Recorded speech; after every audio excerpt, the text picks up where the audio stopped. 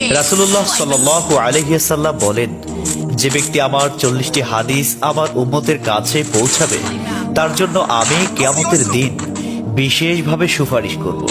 সুবহানাল্লাহ। নাম্বার 2, মানুষের মধ্যে যারা মৃত্যুকে বেশি করে স্মরণ করে এবং তার জন্য প্রস্তুতি নেয় তারাই সবচেয়ে বুদ্ধিমান।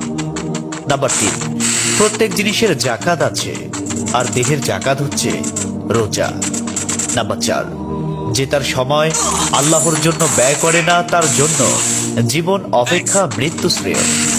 নাম্বার 5, যারা সব সময় ইস্তিগফার তথা ক্ষমা প্রার্থনা করে তাদের সাথে উঠা বসা করুন, কেননা তাদের হৃদয় সবচেয়ে কোমল হয়। নাম্বার 6, তুমি যত সিজদা দিবে আল্লাহ তত গুণা তোমার মাফ করে দিবেন। সুবহানাল্লাহ।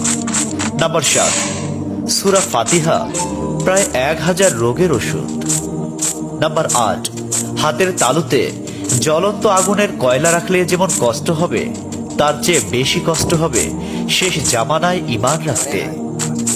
নাম্বার 9, রোজাদারদের জন্য প্রতিদিন জান্নাতকে সুসজ্জিত করা হয়। সুবহানাল্লাহ। নাম্বার 10, রাসূল সাল্লাল্লাহু আলাইহি ওয়াসাল্লাম বলেছেন, কিয়ামতের দিন সব নবীর চেয়ে আমার উম্মতের সংখ্যা বেশি হবে এবং আমি সর্বপ্রথম জান্নাতের দরজা খুলব। সহিহ মুসলিম, হাদিস নম্বর 196। 11, যে ব্যক্তি রোজা রাখা অবস্থায় মারা যাবে আল্লাহ তাকে কিয়ামত পর্যন্ত সকল রোজার সওয়াব দান করবেন। সুবহানাল্লাহ। নাম্বার 12, যে ব্যক্তি ফজরের নামাজ আদায় করলো সে আল্লাহর হিফাজতে চলে গেল। নাম্বার 13, রাসূলুল্লাহ সাল্লাল্লাহু আলাইহি ওয়াসাল্লাম বলেছেন, রোজা ও কোরআন কিয়ামতের দিন মানুষের জন্য সুপারিশ করবে।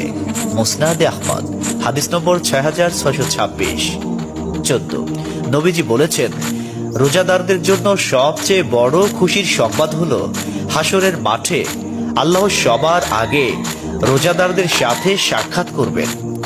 সুবহানাল্লাহি ওয়া বিহামদিহি।